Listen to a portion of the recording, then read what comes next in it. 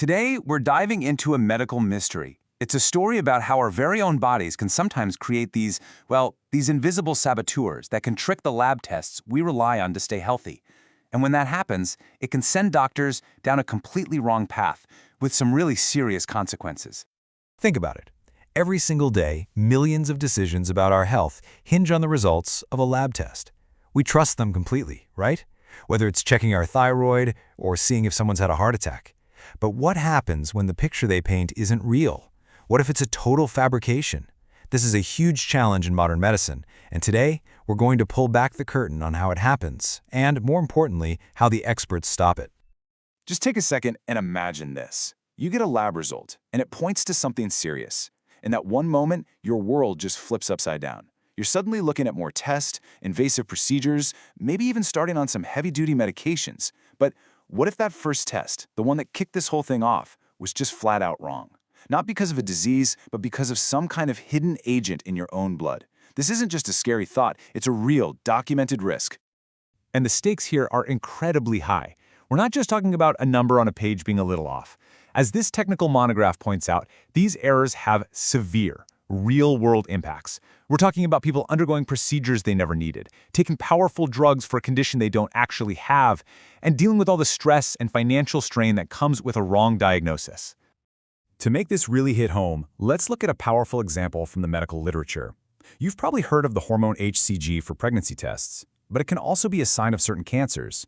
Well, there are documented cases where a patient got a false positive hCG result, and because of it, they were misdiagnosed with cancer. Can you imagine the sheer terror of that diagnosis? Potentially getting prepped for chemotherapy, all because of a faulty test result? It's a really chilling reminder of how critical accuracy is. So, what on earth is causing all this chaos? What are these invisible agents that can hijack some of our most trusted diagnostic tools? Well, these culprits actually have a name, and they're hiding in plain sight, right inside the patient's own bloodstream. So let's meet the villains of our story. Okay, so the main culprits are called heterophilic antibodies. Here's the simple version. A lot of our lab tests use antibodies from animals, like mice, as really important ingredients. Heterophilic antibodies are our own human antibodies that, for whatever reason, have this really unfortunate ability to recognize and latch on to those animal antibodies. That cross-reaction is the whole problem. It's kind of like a friendly soldier mistaking an ally for an enemy and completely messing up the mission. And it's not just one bad actor. You can think of it as a whole gang of potential troublemakers. You've got the generalist heterophilic antibodies, which are the most common. Then you have the specialists, like human anti-mouse antibodies, or HAMA for short. These are super specific and can really wreak havoc on tests that use mouse antibodies. You've also got rheumatoid factors, which you see in autoimmune diseases, and they can jump into the mix too. Heck, even antibodies given to a patient as treatment can sometimes hang around and cause problems later. The bottom line is, the lab has to be on the lookout for a whole lineup of these molecular mischief makers. So, where do these things even come from? Well, they don't just appear out of nowhere. Our bodies create them in response to certain triggers. For example, if you work really closely with animals, maybe as a vet or on a farm, your immune system can get sensitized to animal proteins and start making these antibodies. Certain infections can do it too. And here's a bit of a medical irony for you. Some treatments, especially cancer therapies that use mouse-derived antibodies, can actually cause a patient to develop really high levels of HAMA, which then go on to interfere with their future lab tests. All right, we've met the culprits. Now, let's head to the crime scene. To really get how these antibodies break a lab test, we first need to understand how the test is supposed to work when everything is going right. Okay, so a ton of modern lab tests use something called a sandwich assay. And it's a really elegant idea. Step 1. You have a capture antibody that's stuck to a surface, and it's designed to grab the one specific thing we're trying to measure. We'll call that the analyte. Step 2. A second antibody, the label antibody, floats in. It's got a little tag on it that can light up or send a signal. It also grabs onto the analyte, making a little sandwich with the analyte stuck in the middle. Step 3. The lab machine measures the signal coming from that label. The more signal it sees, the more sandwiches there are, which means there's more of the analyte in the blood. Simple, right? Now, here's the heist. This is how our saboteur messes the whole thing up. Look at step 1. In this case, there is 0 analyte in the patient's blood. The thing we're looking for just isn't there. But then in step 2, along comes one of those interfering antibodies. And because it can recognize both the capture and the label antibodies, it acts like a bridge, grabbing onto both of them and linking them together directly. This creates a fake sandwich, as you see in step 3, and the machine, it can't tell the difference. It sees a completed sandwich, it picks up a signal, and it reports a positive result, a total false positive, for something that was never even there to begin with. And believe me, this isn't some rare fluke that only affects 1 or 2 obscure tests. Take a look at this case file. For D-dimer, a test used to check for blood clots, one study found that a whopping 2/3 of incorrect results were caused by this kind of interference. A falsely high TSH could lead doctors to think you have a thyroid problem you don't. A false positive PSA in a man who's already had his prostate removed could suggest his cancer is back, causing unbelievable stress. And maybe the scariest one? A false positive cardiac troponin I could get you rushed into an emergency heart procedure you absolutely do not need. This problem is both widespread and deeply serious. So, with these invisible saboteurs out there causing all this potential trouble, how do we fight back? How do we catch the lie?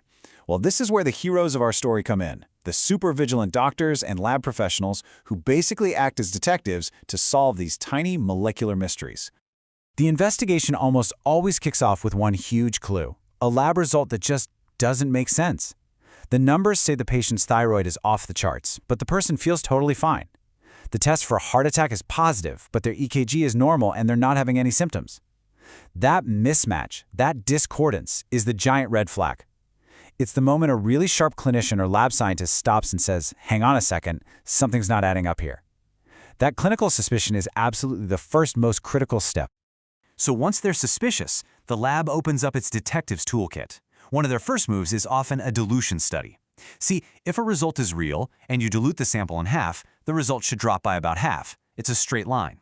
But with interference, the result often goes haywire. A tiny dilution can make the number just plummet because you've broken up those weak fake antibody bridges.